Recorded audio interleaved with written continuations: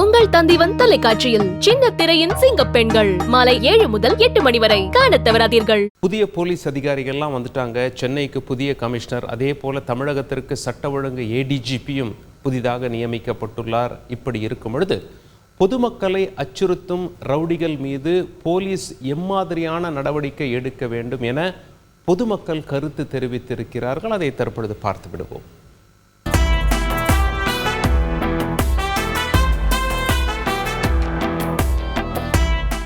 தண்டனைகள் குறைவாக இருக்கிறதுனால தான் ரவுடிகள் அதிகமாகுறாங்க.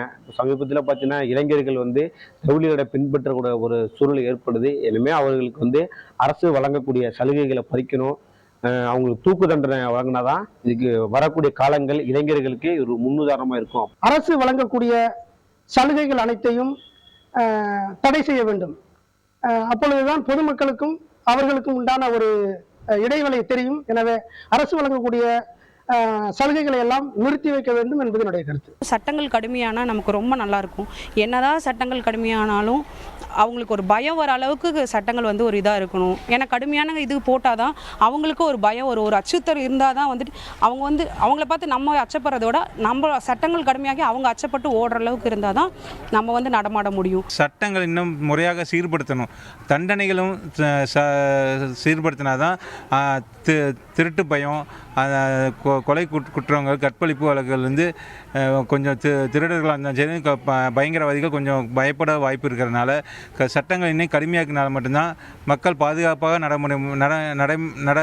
நடக்க முடியும். புதிய சட்டங்களை இயற்றி அதை தண்டனைகளை கடுமையாக்கி அதை இப்போ மேலை நாடுகள் எல்லாம் அப்படி தான் இருக்குது. ஒரு குற்றங்களை செஞ்சாங்கன்னா அவங்களுக்கு இப்போ திருடினாங்கன்னா கையை வெட்டிடுவாங்கன்னு சொல்கிறாங்க. அந்த மாதிரி ஒரு வேலை அந்த மாதிரி குற்ற தண்டனைகளை பெருசாக்குனா அது திருந்தருக்கு வாய்ப்பு இருக்குமோ தெரியல. ரெண்டாவது தமிழக அரசும் சரி, அதை காவல்துறை கையில் வச்சிருக்கிற முதல்வரும் சரி, இது சிறப்பு கவனம் செலுத்தணுங்கிறது தான் எங்களுடைய முக்கியமான கோரிக்கையாக இருக்குது. அப்போ தான் பொதுமக்கள் பொது இடங்களில் தைரியமாக போக முடியும். வெளியே வர முடியாத அளவுக்கு பெரிய கடுங்காவல் தண்டனை, சிறை தண்டனை கொடுக்கணும்.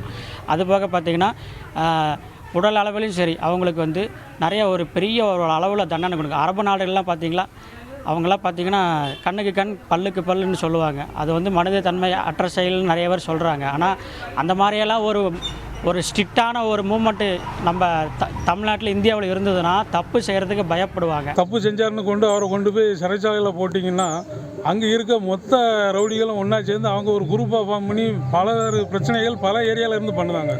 இப்போ இவங்களெல்லாம் ஒன்று சேர விடாமல் இவங்களை திருத்துத மாதிரி ஏதாவது இப்போது அந்த மது அருந்தவங்களுக்கு ஒரு ஆலோசனை சொல்லுற மாதிரி, இந்த மாதிரி ரவுடிகளுக்கு ஏதாவது ஒரு ஆலோசனை கொடுத்து அவங்கள நல்வழிப்படுத்தி ஒழுக்கமான வாழ்க்கையை கொண்டு வரதுக்கு ஏதாவது ஒரு நடவடிக்கையை இந்த காவல்துறையும் அரசாங்கமும் சேர்ந்து நடத்தணும்னு தான் எங்களோட பொதுமக்களோட பொதுவான ஒரு கருத்து. உங்கள் தந்திவன் தொலைக்காட்சியில் சின்ன திரையின் சிங்க பெண்கள் மாலை 7 முதல் 8 மணி வரை காணத் தவறாதீர்கள்.